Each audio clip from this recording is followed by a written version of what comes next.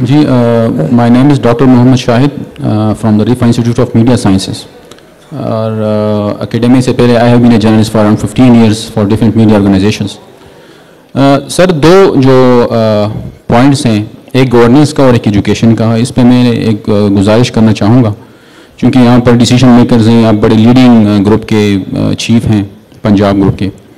میں نے بچے پڑھتے ہیں مختلف اس میں اسکولز میں, الائڈ میں بھی پڑھتے آ رہے ہیں جی. My children have been enrolled in different schools, یہ الائڈ میں بھی پڑھتے رہے ہیں اسکولز میں اور مختلف اسکولز میں. Right from the play group ہمارا نصاب اسٹارٹ ہوتا ہے انگلش لینگویج میں. اب مجھے تو آئی have been a journalist in English media for around 15 years 17 years, مجھے کوئی مسئلہ نہیں ہے. لیکن میں یہ سمجھتا ہوں کہ جب میں اس کو انالائز کرتا ہوں ٹیکسٹ کریکولم کو, so it feels like we are promoting rote learning, کیونکہ بچے کو کانسیپٹ کلیئر کرانا سے پہلے اس کو انگریزی سکھانی ہوتی ہے. اب جو پیرنٹس گھر میں اسپوکن انگلش کرتے نہیں ہیں وہ اس کے لیے بڑا پرابلم نہیں ہے. ایک تو یہ کہ ہمارے کلچر مطلب گھروں میں ہوتا نہیں ہے نارملی انگلش اسپیکنگ کا. اگر ایجوکیٹڈ بھی ہیں تو اس لیول کی انگلش نہیں بولتے گھر میں بچوں کے ساتھ. تو ایک تو یہ آئی فیل کہ یہ جو پلے گروپ سے انگلش کی اسٹارٹ ہو رہی ہے ٹیکسٹ بکس, یہ ہم اس سمجھتے ہیں کہ اس سے براڈ لرننگ پروموٹ ہو رہی ہے. بچوں کو ہم صرف اس کے میننگ سے پہلے اس کی پروننسیشن اور یہ چیزیں سکھاتے ہیں, اور ایک لاٹ لرننگ سے ہو رہی ہے, اور جو بیسک کانسیپٹس ہیں وہ مشکل سے کلیئر ہوتے ہیں.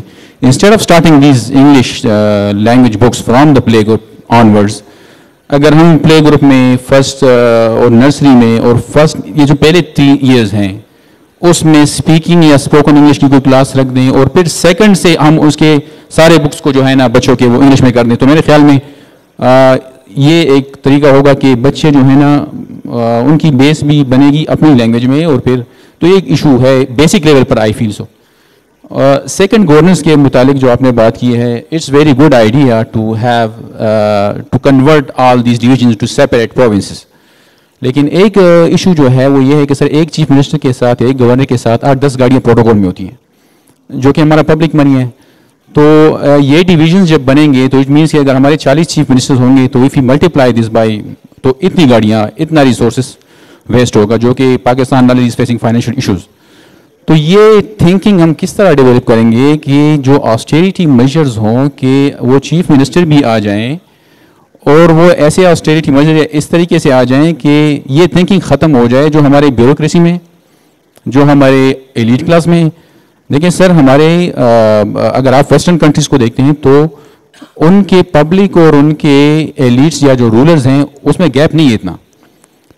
میں اکثر بعض اوقات افغانستان کے بارے میں سوچتا ہوں, آردو کہ اس کی ساری پالیسی متفق نہیں ہے ایجوکیشن سے, ویمن ایجوکیشن سے, یا پرابلمز ہیں وہاں پر, لیکن ان کا جو منسٹر ہوتا ہے وہ پگڑی ڈال کر روڈ کے سائڈ پہ جا رہا ہوتا ہے. یہ میں صرف آسٹیریٹی کے حوالے سے بتا رہا ہوں, ادروائز آپ اختلاف کر سکتے ہیں اس کے ساتھ, وہ جا کے ویمن ایجوکیشن ہے چاہے اور پرابلمز ہیں. اس طرح ویسٹرن کنٹریز کو آپ دیکھتے ہیں تو وہاں پر پبلک کا اور لیڈر کا جو گیپ ہے وہ اتنا نہیں ہے اس کے کلاس کا.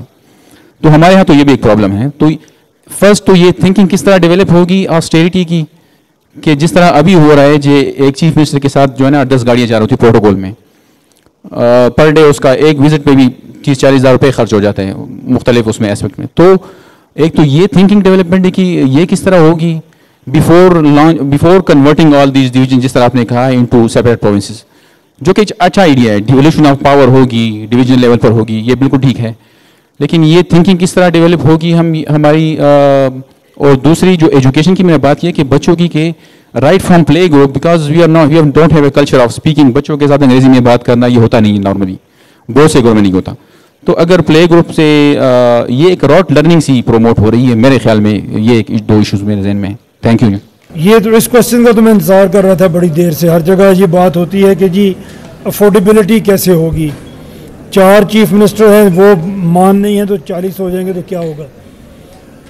اس میں ایک تو سادہ بات سے میں شروع کرتا ہوں, پھر آئی ول ایلیبریٹ آلسو. آپ چیف منسٹر پنجاب کا پروٹوکول اور چیف منسٹر بلوچستان کا پروٹوکول, اس میں آپ کو کوئی فرق نظر آتا ہے؟ نظر آتا ہے نا آپ سب کو. چیف منسٹر پنجاب کا بہت بڑا پروٹوکول ہے compare to chief minister Balochistan, اس کا بھی ہے لیکن اتنا بڑا نہیں ہے. تو جتنا بجٹ ہے کسی کے پاس، جتنی اس کے پاس بڑی کانسٹیچوئنسی ہے، اتنا بڑا اس کا پروٹوکول ہے. تو جیسے یہ چھوٹا کر دیں گے آپ، یہ اپنے آپ کم ہو جائے گا. ہم نے یہ جو پرپوزل بنائی، اس میں ہم نے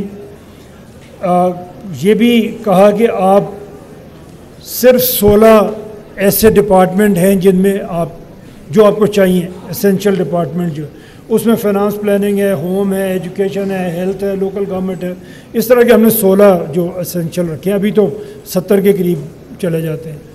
تو نہ آپ کو اتنے سیکرٹریز چاہیے، نہ آپ کو اتنے منسٹرز چاہیے، نہ چیف منسٹر کو اتنا بڑا پروٹوکول چاہیے جتنا آج کے چیف منسٹر کو چاہیے. ان کو تو جہاز بھی چاہیے، اور ان کو ہیلی کاپٹر بھی چاہیے، اور ان کو گھر بھی 13، ایک صوبے میں 13 آفیشیل ریزیڈنسز ہیں چیف منسٹر کی. تو یہ سب کچھ نہیں ہوگا. اور میں اس پہ میں کافی کام کر رہا ہوں. ابھی یہ موقع نہیں، لیکن اس طرح کے خرچے حکومتیں کرتی ہیں کہ جو شاید آپ سوچ بھی نہیں سکتے. اس طرح کے بے تحاشا ڈپارٹمنٹ ہیں جو 15 سال 20 سال 25 سال پہلے ختم ہو چکے ہیں. گورنمنٹ ان کو باقاعدہ نوٹیفائی کر چکی ہے کہ یہ ختم ہو گئے. اس میں بھی آج بھی ملازم ہیں، آج بھی تنخواہیں جا رہی ہیں، اور یہ خرچے بلینز میں ہیں. اور یہ ویسے ہر پرائیویٹ بزنس میں بھی ہوتا ہے. کچھ عرصہ اگر آپ اپنی HR پہ توجہ نہ کریں تو وہ ایسے لوگ کبھی آپ بھرتی کرتے ہیں جس کی ضرورت ہوتی ہے، پھر ضرورت ختم ہو جاتی ہے، لوگ پھر بھی ہوتے ہیں. تو گورنمنٹ، اور جتنی بڑی گورنمنٹ ہے اس میں یہ چیزیں زیادہ ہوتی ہیں. ایک زمانے میں جب پچھلی گورنمنٹ میں زرداری صاحب پریزیڈنٹ تھے، انہوں نے سندھ میں اپنا HR ڈپارٹمنٹ کمپیوٹرائز کیا تھا. اس میں انہیں پتہ چلا کمپیوٹرائز کرنے کے بعد کہ ایسے کتنے لوگ ہیں، چھوٹے گریڈ میں نہیں، 17 اور 18 اور 19 گریڈ میں ایسے لوگ ہیں جو 3 نوکریاں کر رہے ہیں سرکار کی ایک ہی وقت میں.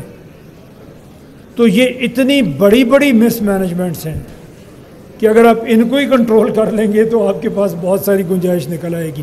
چاہے ایک دوسری جو میں نے بات کی کہ جتنا چھوٹا صوبہ ہوگا، جتنا کم بجٹ ہوگا، اتنا آپ کا پروٹوکول بھی کم ہوگا.